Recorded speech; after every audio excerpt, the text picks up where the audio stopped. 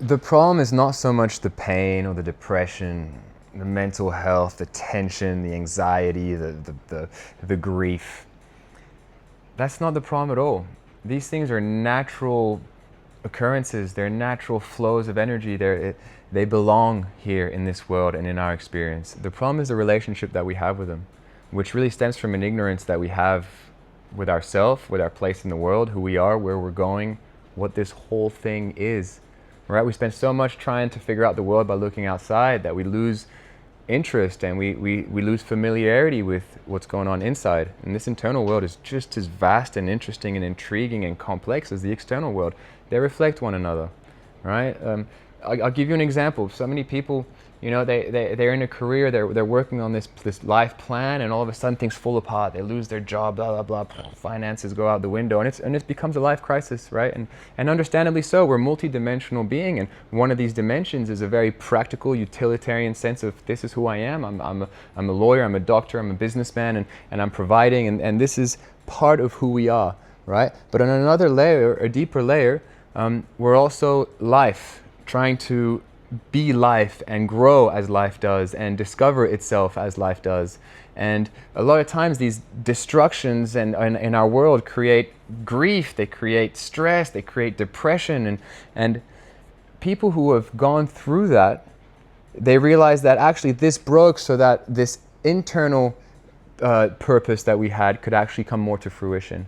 Right? This more artificial world broke so that a natural kind of fruition and an understanding, and we get to the other side and we're like, actually this is where I've always wanted to be, and thank God that broke down, because now this life that I had, this essence that I have is more free to express itself in the world through life, right? Got dog hair on me. And so when we're able to see this in this certain way, we have a healthier relationship with the pain that it causes, right? Pain is natural. Separation is natural. Our cells want to survive. When they break, it hurts. We lose. It's part of matter. There is pain in matter. We've been separated. There's a sense of division, and that causes pain, and it gets reflected in life situations. It gets reflected in the archetypes of life. It's multi-layered, right? But when we lose someone, when we lose a job and have to reinvent ourselves, there's a layer of pain, of grief, that is natural and normal.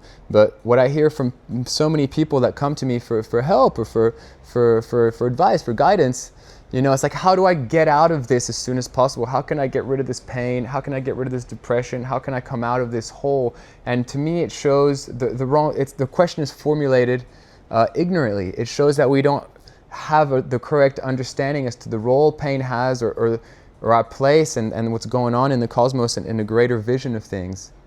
Right? Like, it's like if I have a certain vision of life that's if I'm looking through this lens, say at a certain system in my body, I might see a lot of conflict between, I don't know, red blood cells and white blood cells, or different systems, and I might say, look, there's conflict here, there's disharmony, there's not alignment, these are working against each other. And as I start to understand the deeper picture and start to see actually and take other factors into consideration, I start to see that actually these two things weren't in conflict. What seemed like a conflict from my narrow perspective, actually from a greater perspective, is part of a greater system and works for its advantage. And then you say, well, thank God I couldn't get out. Thank God I couldn't change this. Because had I changed it, I would have. And with my lack of understanding, my lack of vision, I would have created some kind of disaster. I would have broken things even worse. Right? So a lot of times getting out of this depression is a reason for it. And we need to learn to trust. And the more kind of cataclysmic events and breaking and restructuring we've gone through in our life, it brings us kind of a sense of a depth, a wisdom, and a peace that allows us to go through these cycles with a little bit more grace, right? A little bit more wisdom and a little bit faster, for sure, as well, right? Because a lot of times what happens is we fuel the depression with our reaction and our relationship with it, right? We fuel the stress, the anxiety, because it makes us anxious. We don't have the tools to separate, to know, and to understand our inner energies to the point where we can work with them, where we can actually even manipulate them and organize them and facilitate their new structure and their new alignment, as opposed to gunning against them, right? Like a lot of times when depression comes, we're like, oh no, this again. I can't believe I'm depressed again. And it's like, what depression needs is not more depression. What depression needs is an understanding, is more compassion. Can we create a space where this depression can express itself more and can be understood? So instead of, you know, trying to get out of depression, it's how can I use this to create a structure within myself that grows to the point where now this is now welcome and understood through a different light, right? So it forces us not to change the thing, but to expand our understanding and our vision of the world, of ourselves, of the universe, right? So this is why I really like working with people who have mental health issues or who are struggling with some dark night of the soul stuff, because they're already in it, right? If we have all our structures already pre-made and we're in a happy life and everything is good, that's great. Like, there is some kind of harmony, some kind of balance, regardless of how narrow it might be. There's balance and there's harmony.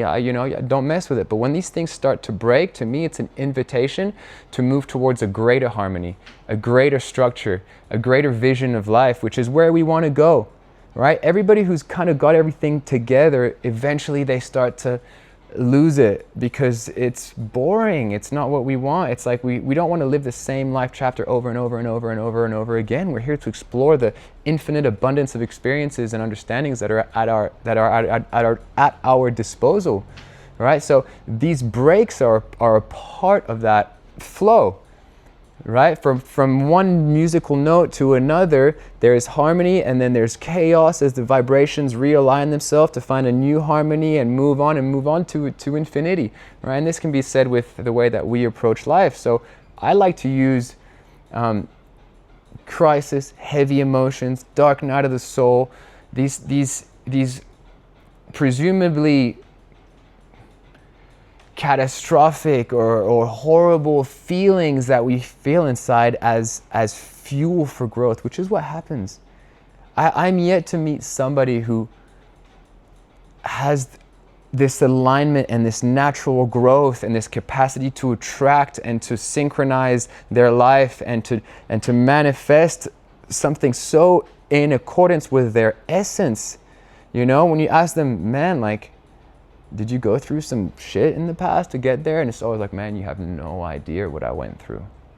Like, they needed that. We're conditioned in today's society to build these artificial structures around us to keep us safe and to keep us protected, to keep us sane, so to speak. But our natural essence also has its own structure and its own growth process. And if our artificial structures that we've created or been given or imposed upon by society don't match up to this natural growth, when somebody wants to awaken, wants to reconnect with their essence, these things inevitably will have to break to realign. And so I love helping people get the tools, build the understanding, so that when this restructuring happens, there is a fluid and graceful move to something that is really aligned with their natural essential purpose here, you know, as like a natural soul, as like a cosmic being, not just as a utility to society, but as like an essence and a life, a movement of life within a body.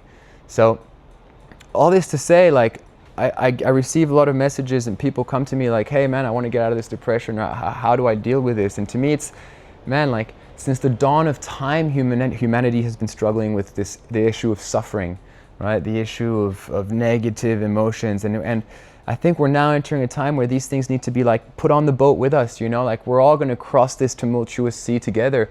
We're not going to try to get out of the suffering. And, you know, a lot of wise men will say, like, the moment you stop seeking happiness is the moment happiness arrives, right? The moment you stop trying to get rid of the depression, stop trying to get rid of all these things, is when you create a space that is more flexible, more open, more relaxed, where change can happen of its own. And it gets you to a place of trust, you know, a place of surrender. And again, surrender can be taken a whole lot of different ways based on the level of consciousness by which you, because a lot of people take surrender and it's like, oh, it's out of my hands, I don't do anything anymore. Surrender means a lot of responsibility, actually, you know, but it means also understanding that you are one small piece of the puzzle within a greater matrix, you know, and so you have your responsibility with the things that you can control and the things that you are able to move and align within yourself, but the keys aren't all in your hands, and thank God they're not, because you don't understand the whole cosmos. We don't understand the purpose of life, like, and it's great. You know, there's an element of doing what you can, but at the very core of you, you're on your knees, you know, in surrender to this great cosmic whole, but you do your best to align yourself with it, right? This is a large part of the work that I try to do is, you know, we all need our structures, and when the depression comes or when these crises comes, they're kind of like they break these internal structures that we have, and what we try to do is we try to change this so it fits in this pre-existing internal structure that we operate with. And that doesn't work, or if it does, it's artificial. It's like putting a Band-Aid on it, and it only works temporarily, as opposed to slowly destructing this internal structure so that this can now actually enter the way that it is, accepted as it is within a greater structure, internal structure. Because this that comes in doesn't just come in as an isolated thing, it comes in as life. This is life showing you that this is the structure of life coming in and not matching with your internal structure. And so the work is not tackling this so much. The work is trying to restructure our internal structure and make it wider and larger and more comprehensive so that it can match life's structure, right? Eventually, I would like to think that we're going to get to a place where my psychological, emotional, and physical structure has become aligned and reflective of the natural structure of the world in itself, right? So life and I become one, and I become an agent of life, and life is able to flow through me and grow through me and live through me, right? And this requires a lot of work, but a lot of flexibility, trust, tools, vision, nervous system work, trauma work. It's a vast world, but the more we start to align ourselves with this great river of life, the more we stop seeking rigid solutions or answers to it, and the more we jump into like the wonder of life, not needing answers, but craving and feeding off the beauty, the wonder, the infinite, awe of what existence is. And as we do that, man, depression, anxiety, mental health, negative emotions, all these things tend to fade away. And when they come in for a very good reason, because they're needed, because they show us exactly where more restructuring and opening and movement, internal movement can do. So once again, if this resonates, like this is my life's work. This is what I by no means claim to be anybody who knows. I am another walker on the path, but this is where I am now. And I truly believe that as we start to understand and work with our internal world and familiarize ourselves with it, we can start to change the perception, the relationship we have with what affects us, and become more inner masters.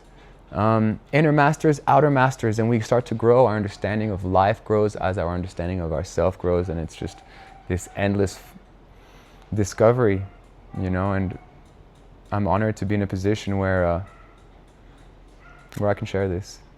So find me.